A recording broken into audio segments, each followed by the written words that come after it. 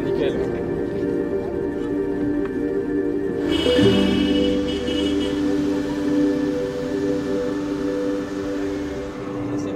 C'est parti. Mademoiselle Luna. Mademoiselle Sixtine. Le fait qu'on rencontre des scientifiques de temps en temps, et bah, on arrivait à continuer à s'accrocher au projet malgré qu'il y ait eu 2 ans d'attente. Pour moi, l'espoir, il est pas parti, il est resté. Enfin, il est resté même il grandit. Je sais ce qu'on va faire là-bas, mais j'imagine pas encore, je me suis pas encore sentie sur le terrain en fait. Voilà, j'ai stress un petit peu, mais je trouve que c'est vraiment une belle expérience.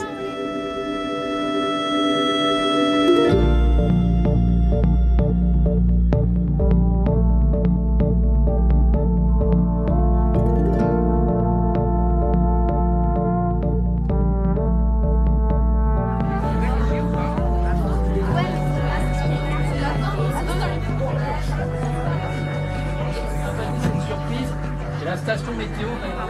L'aventure Cap au Nord, c'est une aventure qui, je pense, commence comme toutes les aventures, de façon très simple, sur une prise de conscience. Alors au départ, c'était effectivement de sensibiliser finalement nos jeunes en favorisant des rencontres avec des chercheurs polaires. Et puis très rapidement, il y a eu une idée folle, celle évidemment de réinventer l'école, mais celle peut-être d'aller sur le terrain finalement d'une terre polaire, pour effectivement eh bien, aller enquêter, aller investiguer vraiment sur place. Vous m'entendez les jeunes? Le micro est remarqué. C'est un beau glacier, c'est un grand glacier. Donc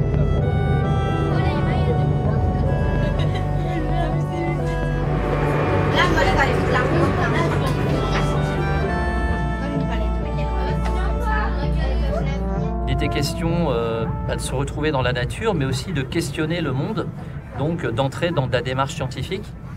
Et cette démarche scientifique qui est au cœur de l'aventure Cap au Nord, elle a nécessité pour ces 14 jeunes eh bien, qu'on pressente des dispositions pour la glaciologie, une disposition pour la biologie marine ou l'océanographie, avec une valeur, un principe très innovant, c'est que ce sont nos jeunes qui sont les acteurs, qui sont les auteurs de cette aventure.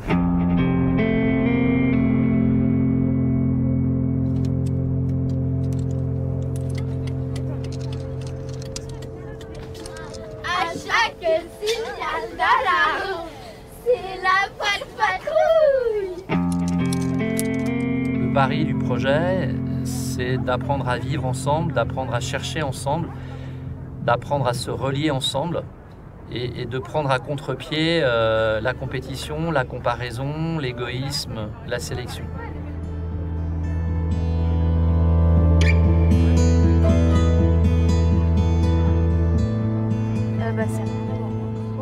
Je m'étais jamais imaginé. Je pensais plus que c'était. Pas autant de montagnes, pas autant de verdure et tout. Je pensais que c'était genre neige. Ouais. Et la réalisation que ce sur quoi je suis actuellement en train de m'asseoir, c'était avant de la lave.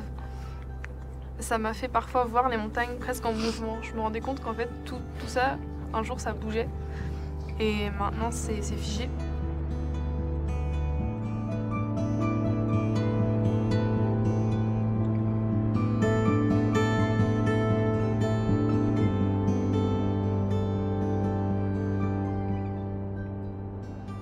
Alors demain, aussi bien ceux qui vont partir en expé que ceux qui vont rester sur le camp, vous allez utiliser du matériel scientifique. C'est une petite station météo portable pour ceux qui vont partir en glaciaux. Comment s'appelle la fonction là, de la petite hélice qui tourne là? Ouais. C'est l'anémomètre. L'anémomètre, ça sert à quoi l'anémomètre? Mesurer la densité de l'eau. La densité ou la vitesse, oui. Ok. Il y a une application, toutes les données qui vont être prélevées vont être envoyées directement à la plateforme numérique. Et tous les élèves d'Île-de-France et les enseignants qui veulent comprendre le dérèglement climatique vont pouvoir aller chercher tous les éléments.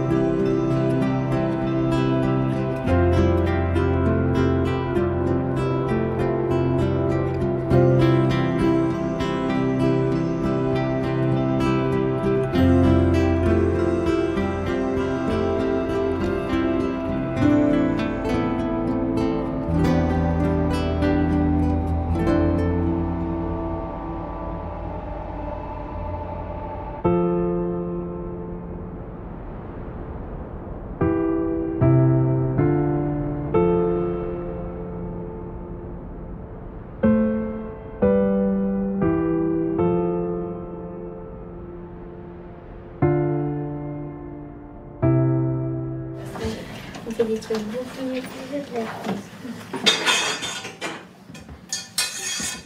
Svier. Exercise.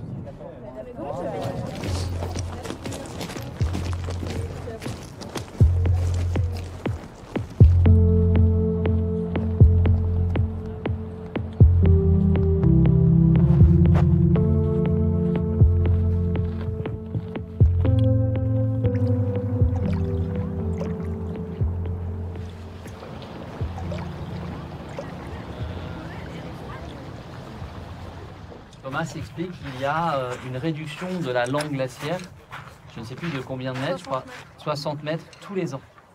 C'est-à-dire que si on revient l'année prochaine ici, eh bien, il y aura une réduction. Le glacier, on va commencer à le voir 60 mètres plus bas. Do the glaciers reduce by size like that or like that? Like that. Like this? Like Yeah, yeah. All right. The turbines has been going back by 50 to 100 meters per year Yeah. during the last 20 years or so. Before we begin, you just need to make sure you have the crampons on the right foot, first of all. So I'm going to set mine out in the correct position, like so.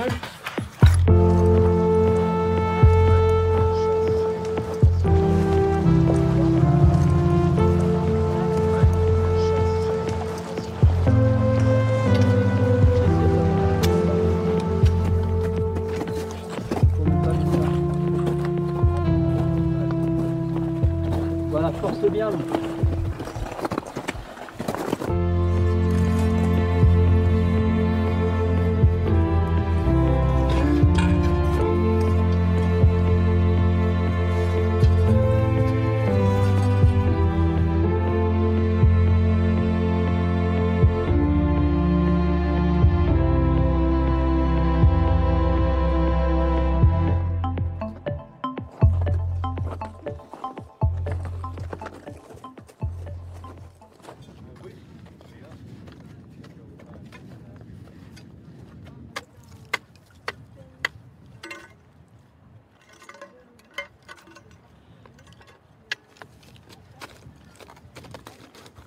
'40, 2050, then this glacier will probably retreat 1 or 2 kilometers or more. So Oui.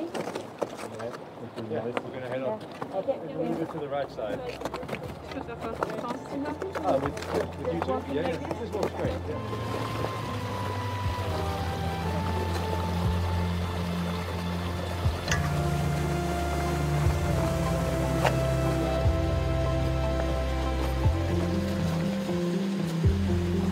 Allez, vous allez tous le faire. Il y a 100 mètres de profondeur. Ça, hein.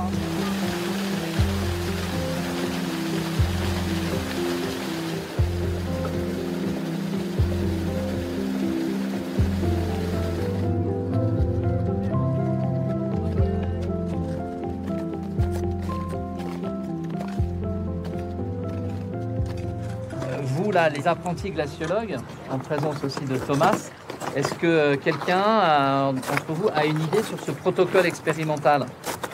Uma? C'est peut-être pour mesurer la profondeur de la glace. So when the surface melts and is lowered, more and more of the wire becomes exposed at the surface. So you come in the fall and then the wire, instead of being maybe 2 or 3 meters out of the hole, the wire can be 8 or 10 meters out of the hole. C'est comme un peu quand on met un truc de la tente, et ben quand on le met, et ben on ne sait pas s'il y a des petits bouts qui se sont pliés ou s'il est bien au fond. They have a steam drill where you have a tube and you create the steam by burning gas, and the steam is then pumped into or flows in through the tube and melts the ice, and you lower the tube into the ice as the ice is melted, and you can create up to 10-meter deep holes. This is probably the simplest of all glaciological instruments. There is no sensor, there is no electronics, there is no satellite transmission. This is just steel wire, but nevertheless it does a useful job.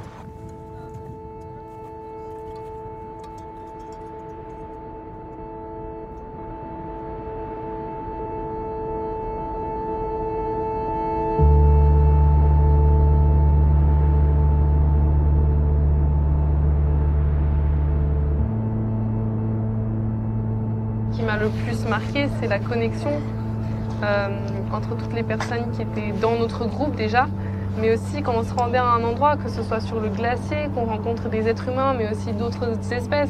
À chaque fois qu'on rencontrait une présence, et parfois ces présences, c'était le vent, c'était les végétaux, on sentait une connexion assez immédiate, ou en tout cas moi je l'ai beaucoup ressenti, et c'est quelque chose que je prends avec moi.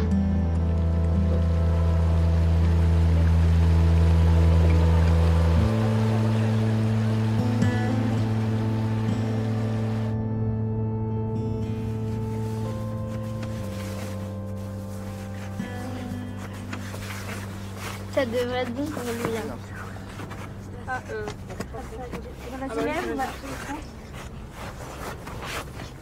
Là, il faut consolider. Hein. C'est bon. Forcez pas, on force pas. Hein. Peut-être on le tourne. Et là, ça doit envoyer les données à... Ouais. Voilà, c'est parti. Voilà. It measures temperature, how the wind is fast, and humidity. Yeah. These informations will be compared, so we kind of understand throughout time how this glacier has changed. Changed? Well, cool. Sounds good. Yeah, like the idea. Yep. Yeah.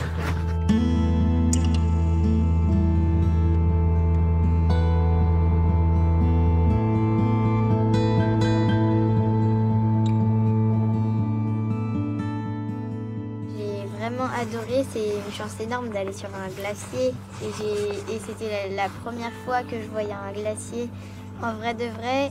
En fait, on l'a vu, mais de nos propres yeux. Parce que quand on voit ça dans un magazine ou tout ça, on se dit, bah, c'est grave, c'est vrai.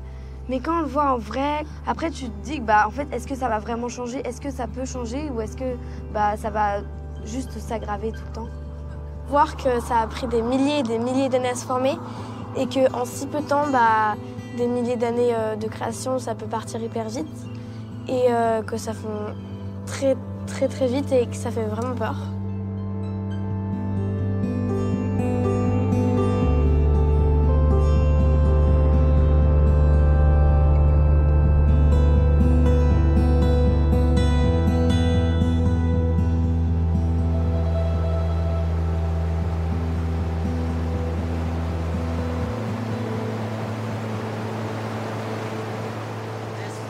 This water. Can I get This water.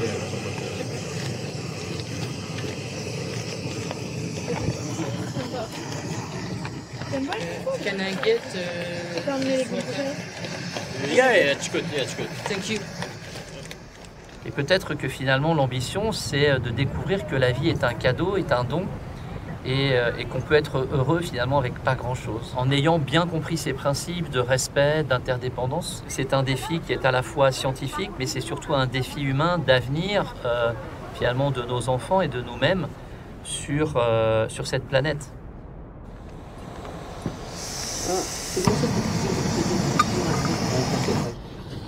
Qui est-ce qui recharge en eau? Attends, là j'en ai encore plein. Vas-y. De la fraîche qui vient de sortir du glacier. Alors vas-y, vas-y. On va privilégier l'eau du glacier, tu as raison. Elle est très bonne en plus.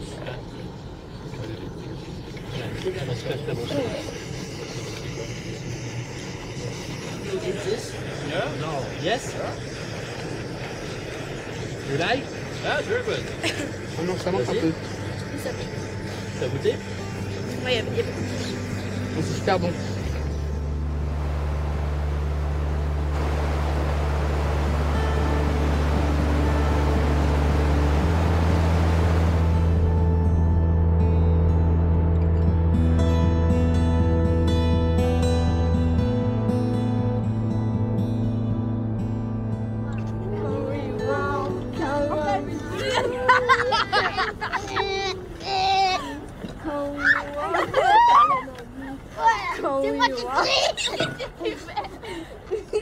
En vrai, je me dis, des fois, genre, on fait un film pour sensibiliser et tout, mais pour dire voilà, faut pas polluer et tout, mais nous on prend l'avion, on fait de motoneige, on fait du quad, on fait 3 poubelles par jour, enfin 2 poubelles par jour, une je sais pas, voilà.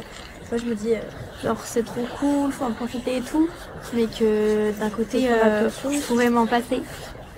On a fait ça, mais c'est pour à la fin faire quelque chose qui... non, je voulais faire un truc. On fait tout ça, peut-être on pollue un peu, mais c'est pour à la fin quand même sensibiliser les autres et comparer. Enfin, je sais pas comment dire, mais vous avez compris, hein, oui.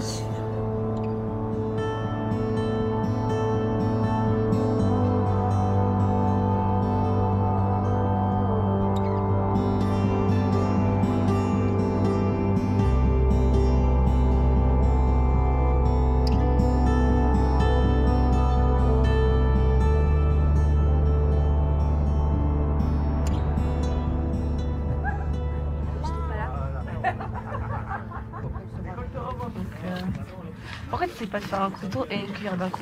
Parce que sinon c'est pas beau.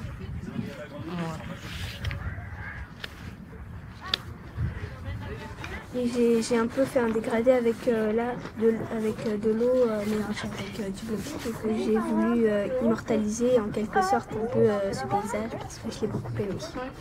Voilà. C'est super.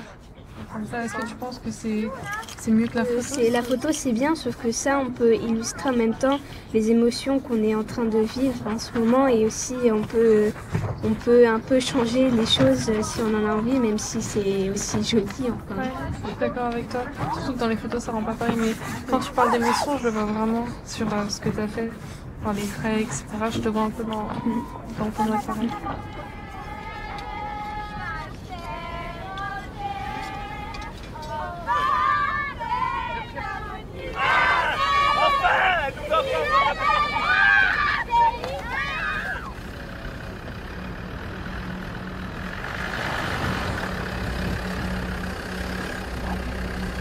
Directement après, dès qu'on tape dans les mains. Donc moi je vais, si par exemple là je dis 1, toi tu dis 2, tu dis 3, tu dis 4, 5, etc. Ok? 1, 2, 3, 4, 5, 6, 7. Yeah, super ça, on a gagné! C'est beau!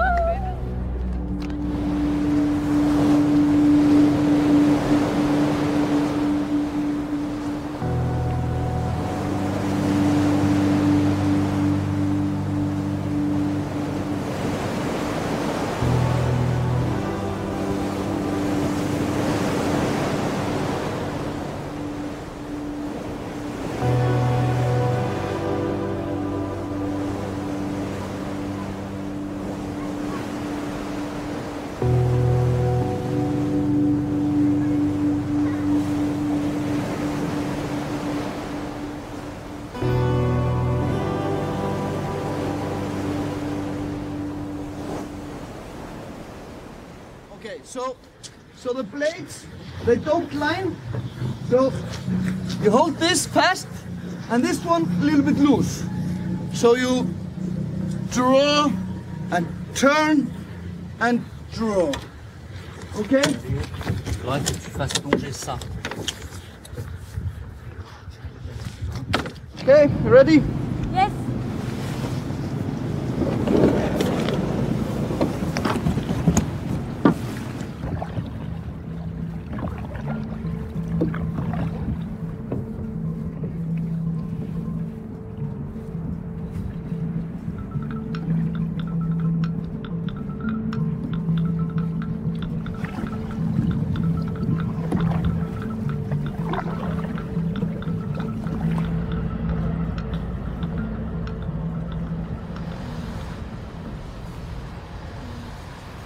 Ok, tu ouvres le valet. Parfait, ça c'est bien ça. Voilà, dans le périmètre. Tu l'as là? Ah ouais, c'est du plancton. Ah, alors ça c'est génial. Attends, Ça, ne bougez pas, bougez pas. Qu'est-ce que c'est que ce truc-là? C'est Les particules d'une goutte d'eau. particules d'une goutte d'eau. Ouais. Moi, je valide pas cette hypothèse. Un microplastique. Essayez d'être dans une comparaison entre une banque de données qui existe déjà sur Internet. Vous avez essayé de déterminer qu'est-ce que c'est. Ah, il y a un petit... Ah non, c'est quoi? Hein, et vous trouvez pas que c'est... Ça ressemble, c'est vrai. Eh ouais. D'accord, donc c'est vraiment intéressant, non pas d'avoir la bonne réponse, mais d'être dans une démarche qui va, à un moment donné, faire le tri entre ce qui est vrai et ce qui n'est pas vrai. Et quel est le souci, finalement, sur les microplastiques, s'il y a des microplastiques dans les eaux, dans les océans? Le poisson, il les mange et du coup, on mange le poisson et ça peut... Ouais. On peut imaginer que nous, au moment où on mange des crevettes ou du poisson, on va ingérer quoi? Des microplastiques.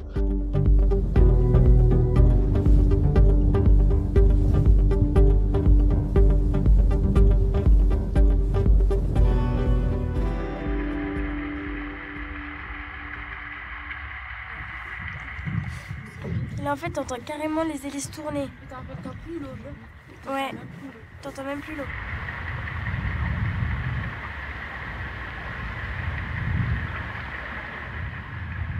En mettant l'hydrophone dans l'eau, c'était horrible en fait, c'était vraiment un enfer. On était à plus d'1 kilomètre d'un bateau. On entendait l'hélice et on n'entendait plus l'eau quand on a mis l'hydrophone, alors qu'il était loin. Je me mettais à la place des cétacés et tous les animaux qui y sont. C'est nous qui nous imposons sur leur territoire alors que c'est leur habitat, quoi. Ça m'a un peu choquée d'entendre tout ça sans que ça s'arrête en fait.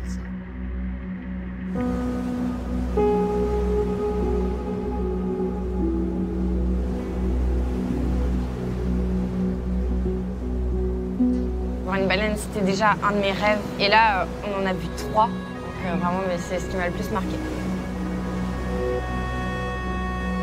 On a vu la queue d'une baleine, ce qui est assez fantastique quand même. Tout le monde a commencé à crier quand on a vu la queue. J'en avais jamais vu en vrai. C'était vraiment merveilleux.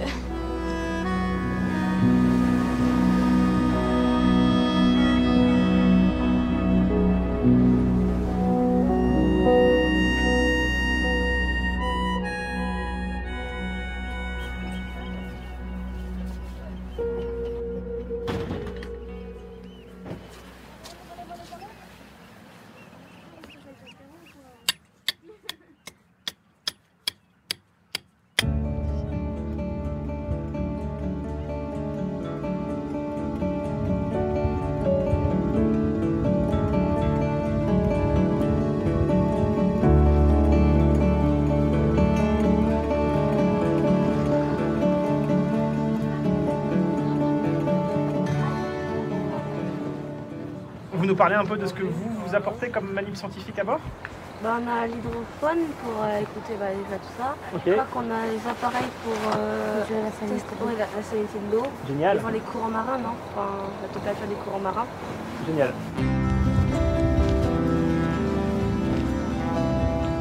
Allez, on y va.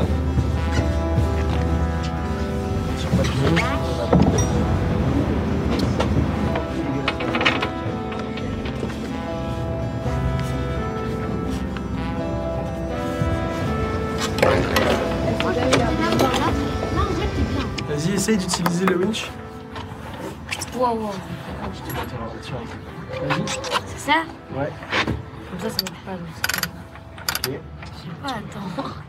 Et il faut appuyer, il faut rester appuyé. Non, tu fais un truc comme ça. Tu viens là. Et là, c'est bloqué. D'accord, il faut pas loin. Et là, t'as plus de force. C'est pour imiter la baleine. Et si tu mets 3 doigts là, ça imite un orque. C'est vrai ou pas? Non. Largué.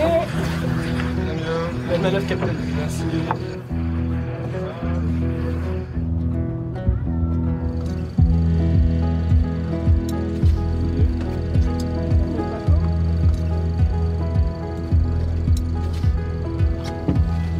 Allez, allez, allez.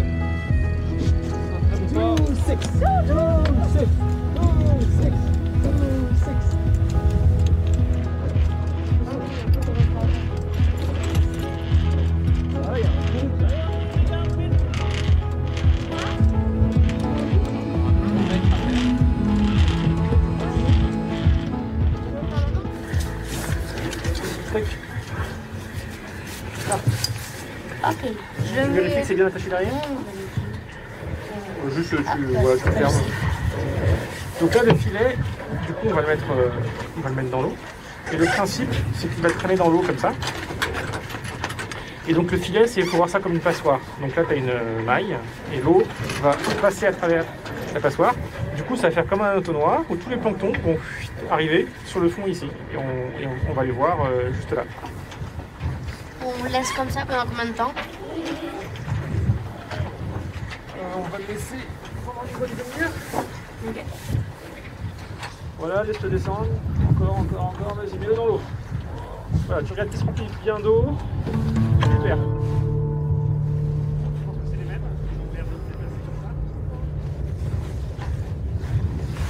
Voilà, comme ça, génial. Parfait. Tu vas attraper comme ça si tu as envie.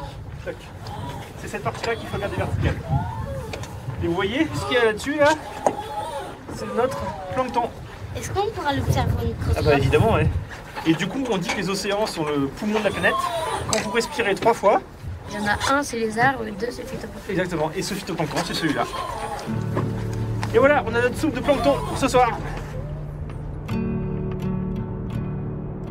Ben, quand on est ici, on voit que ça, un tout petit truc, ça peut faire des énormes conséquences. Et du coup, j'espère qu'il y aura de plus en plus de personnes qui vont faire attention pour que tout ça s'arrête.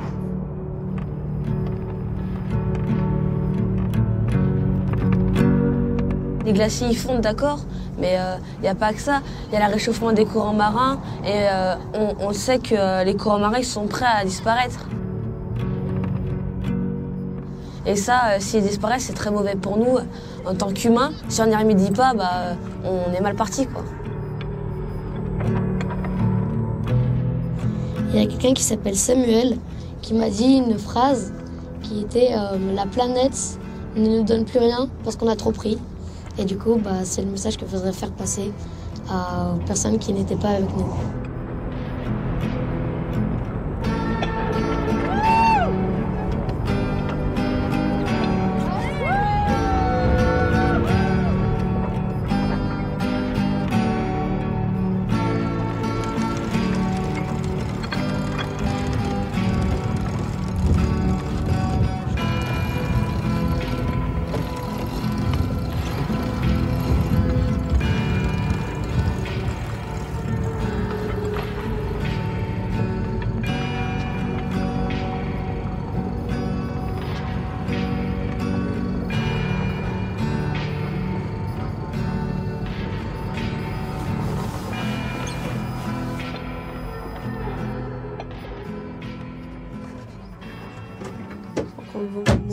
Ça va. Ils ont pas l'air vivants. Hein.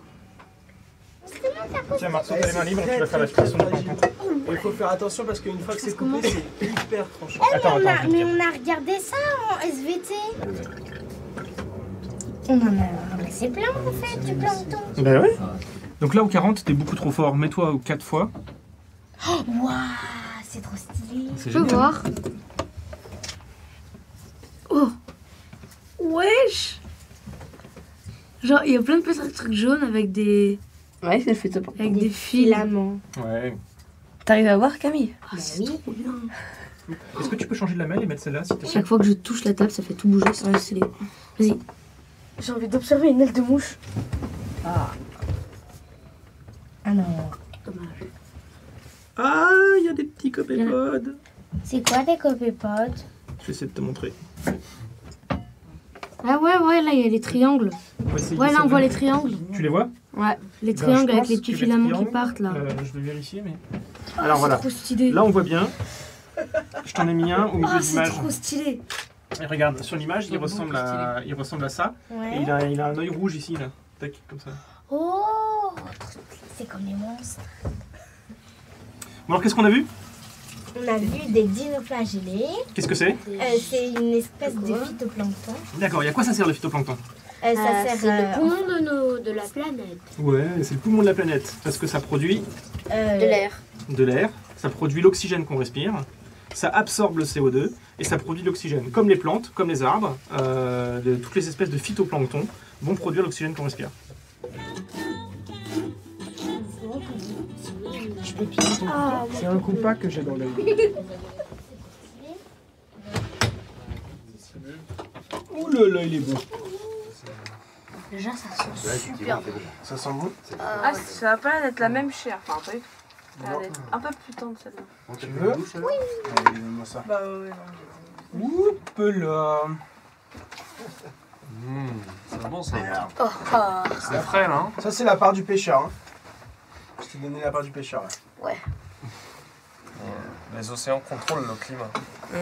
En fait, les océans, il y a tellement peu de personnes qui C'est avec la salinité et la température qu'on va savoir quel est l'état en fait de nos océans. Ouais.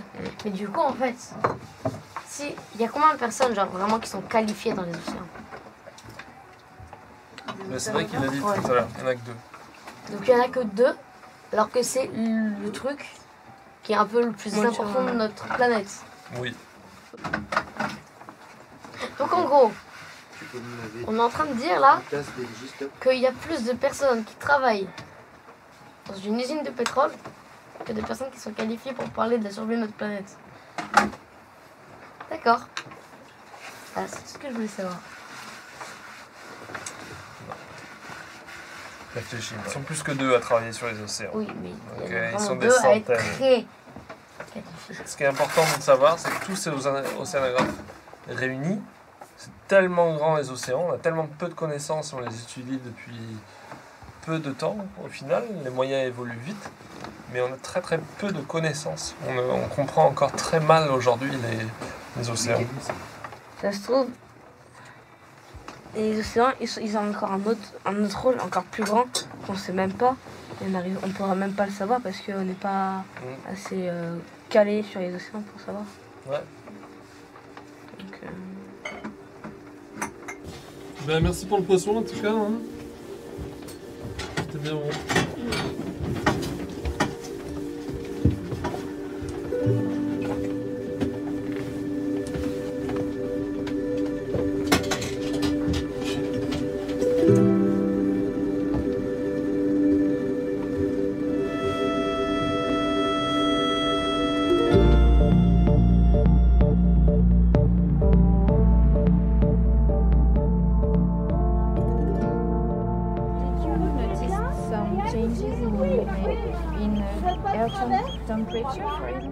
This winter we had almost no snow, but now in this spring and summer we had lots of rain on this west side of Iceland, but none on but sunshine on the east. So we have changed. And you can notice it. Yes. So yeah. this is what I want to know. We don't know how it's gonna be living here. We don't know. Pour ma formation en tant que géographe, je me suis spécialisée dans l'adaptation au réchauffement climatique sur les milieux littoraux. Et j'ai eu la chance en fait de participer à un programme de recherche qui permettait d'aller recueillir des données grâce aux habitants, là où il manquait des données un petit peu scientifiques sur l'évolution du climat, les différents événements extrêmes qui s'étaient passés dans le passé pour pouvoir comprendre comment le territoire allait évoluer en fait à l'avenir. L'idée dans ce protocole en fait scientifique, c'est d'aller rencontrer les habitants du territoire et essayer de comprendre leur perception des changements. Donc c'est un petit peu ce qu'on va essayer de faire ici. Et en parallèle de toutes ces explorations plus scientifiques en océano, en biologie et en glaciologie, on va essayer d'aller recueillir ces mêmes données, mais grâce à la mémoire des habitants. Et on va voir si c'est en adéquation avec ce que les explorations scientifiques vont donner et si ça nous apporte même d'autres éléments. Et souvent, ça marche plutôt bien. On y va? On va se mettre en face. Allez, on essaie. Mais s'ils ont des enfants, ils sont peut-être un peu jeunes encore. Ok. So, c'est bon. Thank you. Bye.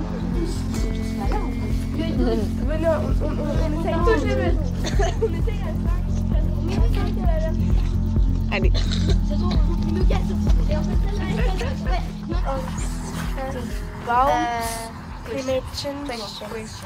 Hi.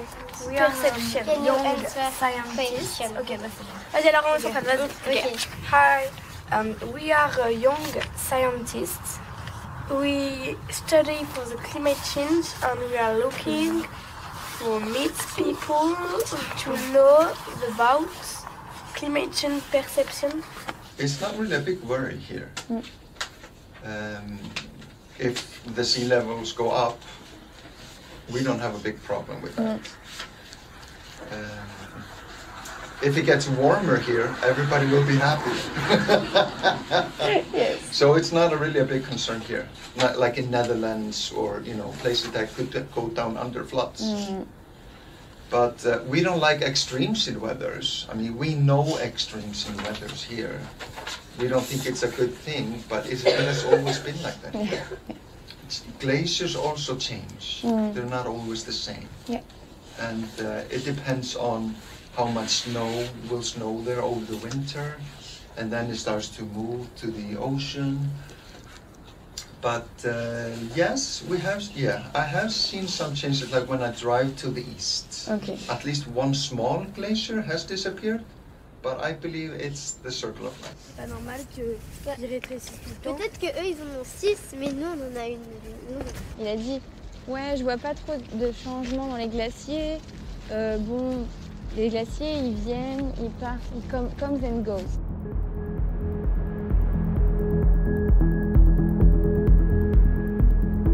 Do you work here on this island? Sometimes, yes. Have you seen throughout these 15 years and even in Reykjavik in general throughout your life any changes in the weather, temperature, species, anything you could think of? Nothing at all? All right, donc pas de changement. But are you aware that there is that there's climate change happening in the world? I'm aware of it's not like that. No climate change? All over the world? All right. And when the news says, well, there's climate change and here are the proofs. I don't believe it. You don't believe it at all? No. Even when you see images from other places? No? Okay. Bullshit. Bullshit. All right. You work in Reykjavik and maybe you've seen the glaciers? I've seen the glaciers. Yeah? Some are unfortunately melting. This is normal. You think it's normal? Yep. Okay. Yep. All right, nice. Well, thank you for your questions. It's very nice of you. Have a nice day. Yeah, you too. Goodbye. Thank you very much. Bye. Bye-bye.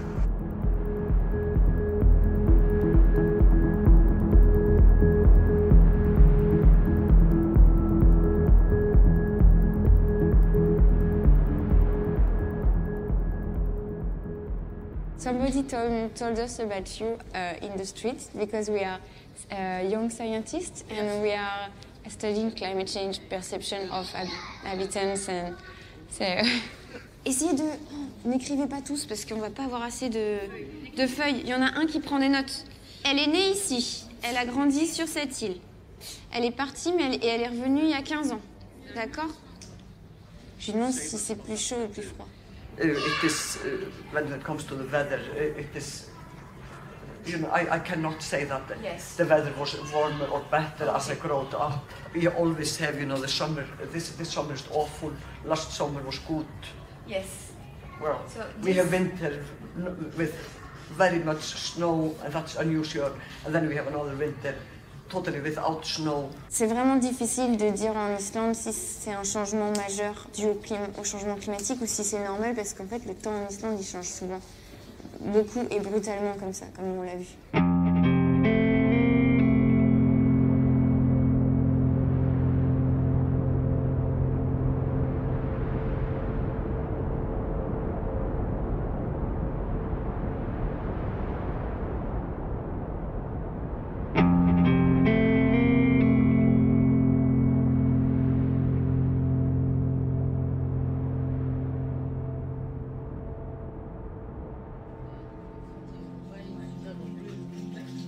Peut-être celle-là ou celle-là. Moi j'aurais dit ici, je pense pas que Ce qui serait bien, c'est de positionner sur la carte les différents lieux, les entretiens qu'on a eus. La première interview, on l'avait faite ici. Voilà. Ça, c'est les informations sur la personne qui sont importantes à connaître. Et ensuite, on va récapituler les changements principaux qu'elle nous a témoignés. Et donc on va écrire saison, événements extrêmes et neige et glacier. Neige et glacier. les degrés événements et neige, on met à peu près la même chose. On met, lui, il pense que c'est le cycle naturel de la Parce qu'il n'est pas très vieux. Ouais, alors dans ce cas-là, tu peux écrire saison ou événement extrême, saison instable, et ensuite tu peux écrire mais cycle naturel. Mais là, on va pas forcément chercher pourquoi, on va plutôt chercher à retranscrire ce que la personne nous a dit. On note comme ça, il a dit ça, il a dit ça. Cette personne, elle a dit que ça n'a pas changé. Cette personne, elle a dit non, la température, elle baisse. Et du coup, là, on se dit, ok, sur 8 personnes interviewées, on en a 1, 2, 3, 4, 5 qui disent que la température de l'air augmente. Donc, on peut en dégager une tendance globale qui est que la température de l'air augmente. C'est super important d'aller au bout des choses en fait.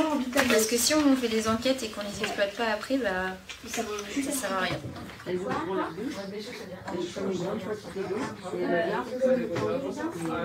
on va aider les professionnels en baleine. La baleine bleue, elle peut faire combien de mètres déjà? C'est à 30 mètres. Il avait dit ça. Ouais, non, c'est pas écrit parce que c'est... Ok, merci. Ah ouais, ça fait un petit comme ça, ça tu sais ce que c'est. Et encore. Mais les océanographes, ils m'ont dit que c'était forcément un CTC. Mais faites écouter avec Sophie. Oh là là. Sophie, t'as déjà écouté ou pas? Non, mais du coup, ça arrive normalement dans 3, 1.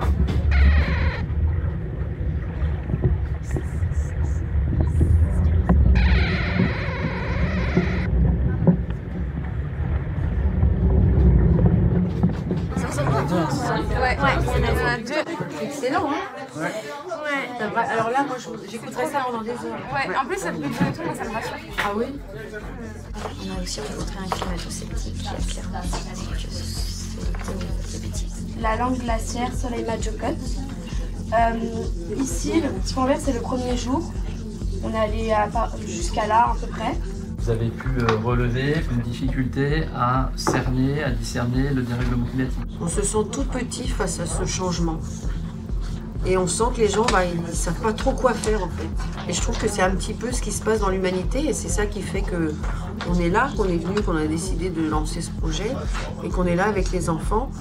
Et ça prouve bien que ce qu'on fait, on a raison de le faire parce qu'il faut absolument continuer d'informer, continuer de faire prendre conscience, continuer de donner à voir. Ça se met en route, mais tout doucement, et qu'il va falloir, absolument prendre plus conscience encore et avancer plus vite sur les solutions. Ça. Si, parce qu'on allait jusqu'à la maison à la géographie, tout autour de la fonte des glaciers. Et après, il faut dérouler encore. Attends, mais je peux lire. Je pense qu'ils vont avoir développé leur curiosité, leur esprit critique, leur vivre ensemble. Puis ils vont repartir avec beaucoup de connaissances sur le réchauffement climatique, mais aussi des compétences sur qu'est-ce que c'est que d'être scientifique, d'aller chercher la donnée, de l'analyser, qu'est-ce que c'est de la partager. Ils vont devoir argumenter en fait sur ce qu'ils ont vécu et en quoi ça peut être un levier et un tremplin pour de l'action, parce que maintenant c'est ça qui est important.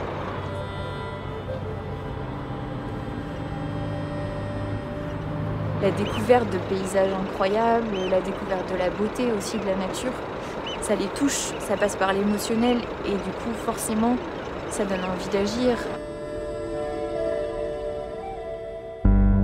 Nos 14 ambassadeurs sont vraiment des ambassadeurs. Ils sont en train d'écrire à chaque seconde, chaque heure, une magnifique histoire en lien avec la nature, en lien avec leurs recherches, en lien avec leurs talents. Nos jeunes finalement découvrent peut-être le secret de la vie, celui de vivre, de se relier à soi-même, à sa vie intérieure, à se relier aux autres, à ce qu'ils ont de plus beau, et se relier finalement à cette nature qui est d'emblée la beauté même. Tout ça participe du réenchantement de la société, du réenchantement de l'école et du réenchantement du monde.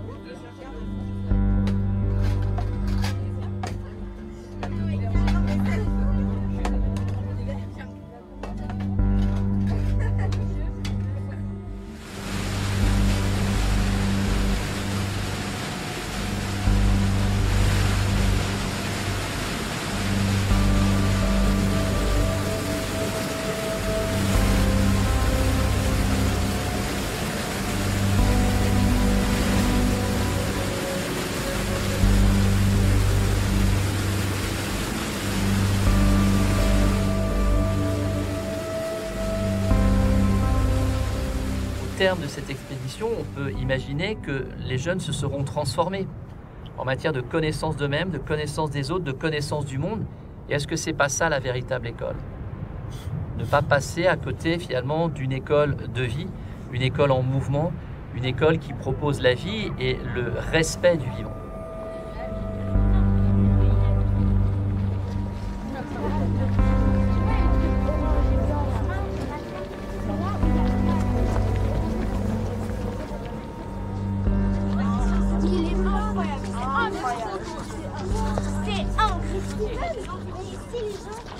Sur la lave, faut pas faire. On en parle après. Profitez de ce que vous voyez là et on va toutes les questions après. Ah, mais les vrais marches de sel. Je dois dire que c'est impressionnant. Ça, on fait pas. C'est majeur, hein. Ah ouais, c'est énorme. En fait, dès que la roche, elle est plus en mouvement et au contact de l'air, elle durcit. Tu vois, donc si là, il y avait de la lave qui avançait, et ici, elle est quasiment à l'arrêt. Et finalement, quand elle s'arrête, et ben elle durcit très vite, en quelques secondes. Tu vois, et si tu jettes un caillou dessus, au bout de quelques secondes, le caillou rentre plus dans la lave. Parce que c'est devenu un caillou finalement. Ouais. La fumée qui sort, ça veut dire qu'en dessous, il y a de la lave. Ça veut dire que la roche est encore chaude. Donc ça veut dire que soit il y a encore de la lave en fusion, donc pas encore durcie qui est en dessous, peut-être. Ou alors ça veut dire que la lave, le caillou, il est encore chaud de la lave qui était là il y a quelques temps. Ce matin, hier, je sais pas quand. Et du coup, en fait, t'as encore de la fumée qui sort. Il y a plein de petits reliefs qui font que t'as l'impression que, hop, ça colle. Ça commence. Ouais, ça commence. Oh, mais faut y aller, on peut y aller. Moi, je suis fan depuis que je suis toute petite de Pierre et de la géologie et je m'imaginais pas voir un volcan en éruption. Aussi, la coulée de lave, c'était super impressionnant. Voilà, c'était ce qui m'a le plus marqué. C'est pas en fait quand l'éruption va se terminer, parce qu'autant quand il y a une chambre magmatique, une fois qu'elle est vide, il n'y a plus rien à sortir, jusqu'on va attendre qu'elle se remplisse encore. Que là, vu que ça vient du profond, ça s'est tout ouvert, la fissure, et ça continue de jaillir. Et le seul moyen d'arrêter l'éruption, finalement, ce serait qu'il y ait un autre tremblement de terre pour boucher la fissure, pour que ça arrête de sortir. C'est ça qui est fascinant, c'est que ça peut s'arrêter demain, mais ça peut s'arrêter dans 1 an, 10 ans, 20 ans, 100 ans, on ne sait pas. J'ai entendu, ils ont dit que ça pouvait durer encore 8 heures ou 80 ans. Ils n'en savent rien et ils disent qu'à l'échelle de la Terre, c'est à peu près pareil.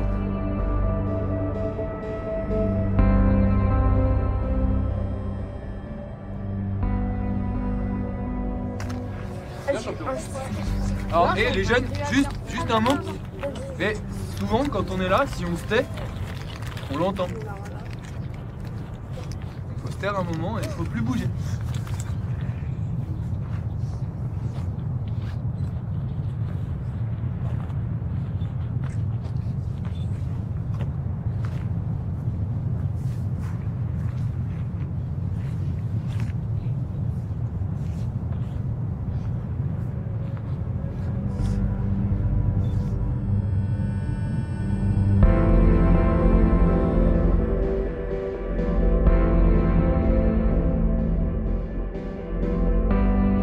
Je me suis vraiment rendu compte c'était quoi les causes du réchauffement climatique. C'est ici que j'ai vraiment remarqué ce que c'était. On s'est vraiment rendu compte que du coup, tout le monde n'était pas alerté par le réchauffement climatique. Si on veut faire avancer les choses, c'est important d'en parler.